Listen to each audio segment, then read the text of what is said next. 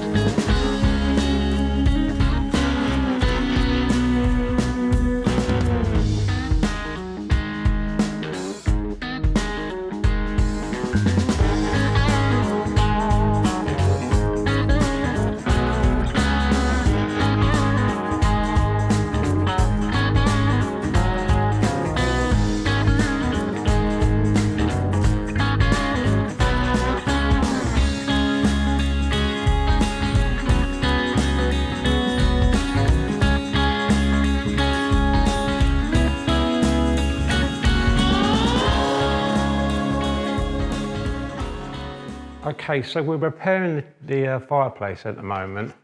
I've already filled these holes in here, as you can see. So this, like if I spray the wall, you'll see the actual colour of the granite when it's wet. And if you notice, there's a lot of dark in there as well, a lot of dark patches. So what I've done also is, as well, is I've got some black pigment, which was the dye we used for the cement. And what I'm doing with it is just dabbing it in places on the cement, because the cement's going to dry a lot lighter than what you see at the moment. But also it had the little black marks, or the little black bits of granite, and they'll show through. And it will disguise it once it's all dried. So, you know, you can see there's a little patch with some little black dots in, because it looks like the rest of it there. And what I think if you come to, Alex comes to this hole, I'll just go show you briefly. So we've knocked up in here, just it's a real fine sand and cement, because when it dries it goes, as you can see, it'll go light like this. So all I'm doing really is just filling in that hole.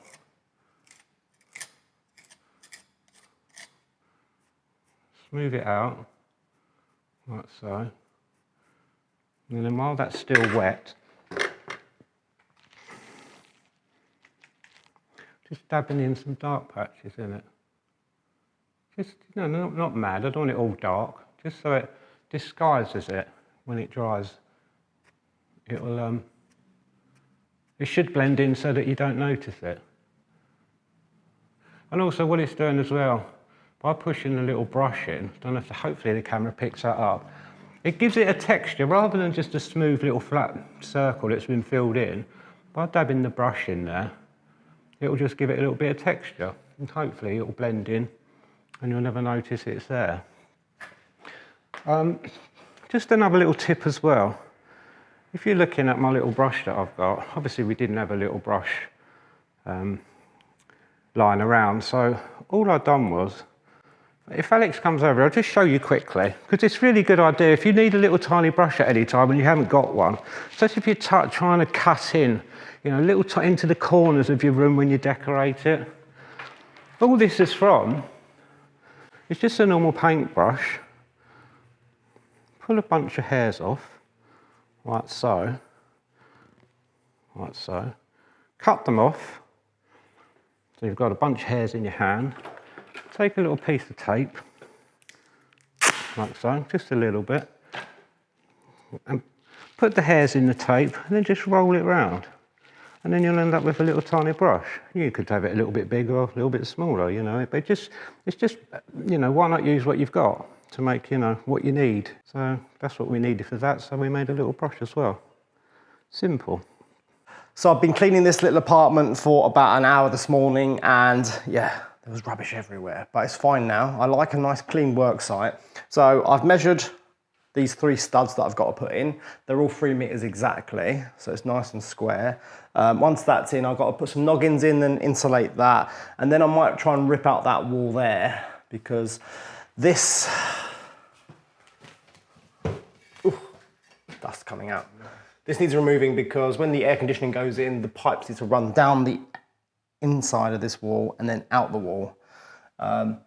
Yeah, plus it's not exactly fixed very well, and it's all sort of mouldy at the bottom, so it's better off changing that. So I'm going to crack on and cut them studs, and I'll catch you all in a little bit. Good afternoon, ladies and gentlemen.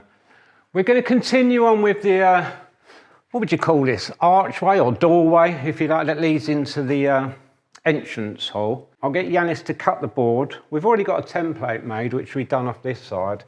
So it's on the stack of plasterboard that we've got.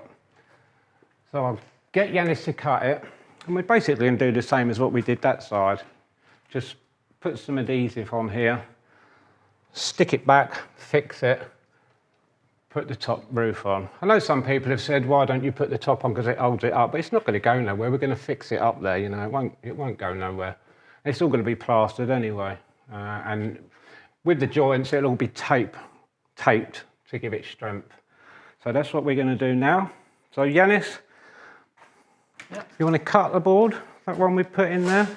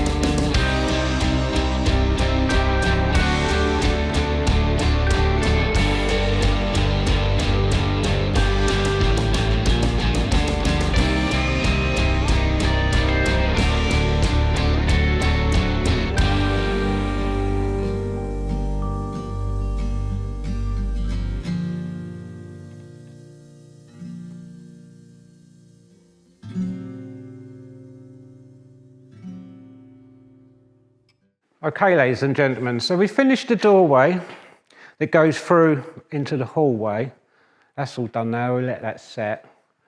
So what we're going to do now is put the last piece of board in the arch. If you remember, we cut the arch out because it went straight or square across, and Billy wanted an arch put in there, which matches the door, sort of framework of the doors.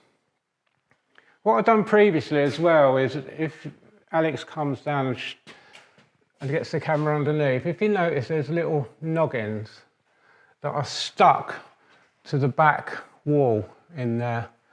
So what that will help do is, when we put the piece of plasterboard in there, we've got fixing points all the way along, so it'll hold it up there. When we come to plaster this wall, I'll set a former in there. I'll show you when we do it, but I'll explain just briefly. What it is cutting a piece of flexible timber, normally hardboard, which is really quite bendy, and I'll cut it just about 4mm bigger than from the frame to the wall, so it sits slightly proud. Fix that up, then when we plaster the wall, it will leave just a little lip when we take that former down, which will allow me to then plaster up to that little lip. It's hard to explain, but when we come round to doing that side of it, I'll show you in a bit more detail. All we're going to do today is fix the plasterboard up there, just so that the plasterboard's all finished round there. So that's the next stage, what we'll be doing. So Yanis, do you want to bring the lift over? Yeah.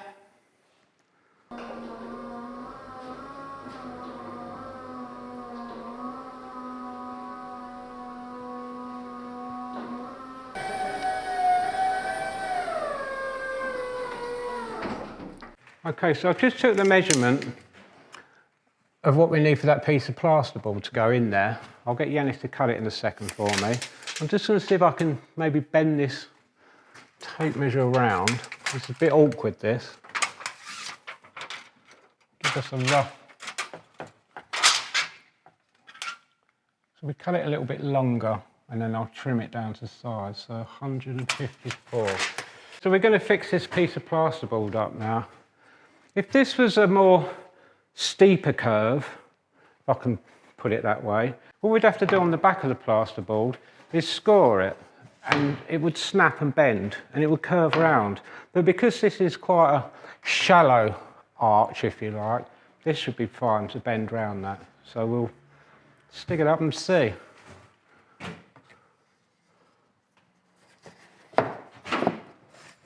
Perfect. Okay, so you want to just hold that, Yanis, yeah?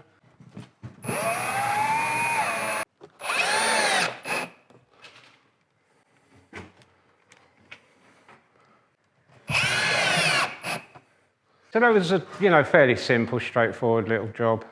So Yanis is just going to flush the plasterboard down now with the wall, because it's just slightly out, we cut it all one length and then we can just trim it to what size we need. So he's just going to surf form just this edge. It's okay right until the last section.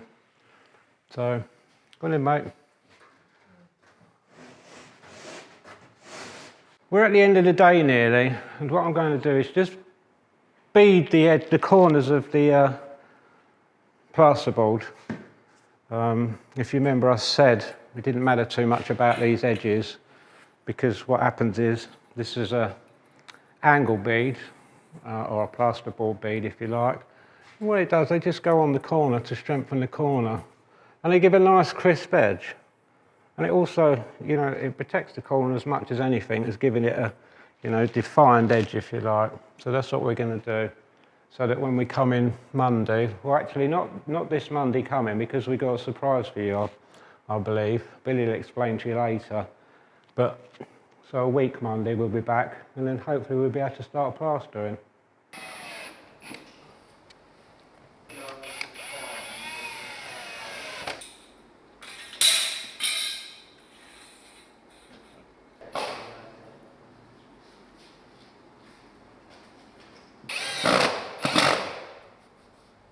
Cheers, everyone. Thank you so much for your hard work this week, everyone. Cheers, mate. Thank Especially you, Ryan. And from next Monday, or from Monday I should say, we are at Simon's doing his roof. Yes. So we're going to do your entire roof, aren't we, mate? Yeah, yeah, which I've been waiting 5 years for. So I'm so happy to be getting it done. So we're not going to be at the Can't convent, wait. we're going to be at Simon's cracking on with his roof. So cheers everyone, and I'll see you all next Monday. Go on, get it down here. You got to cheers them.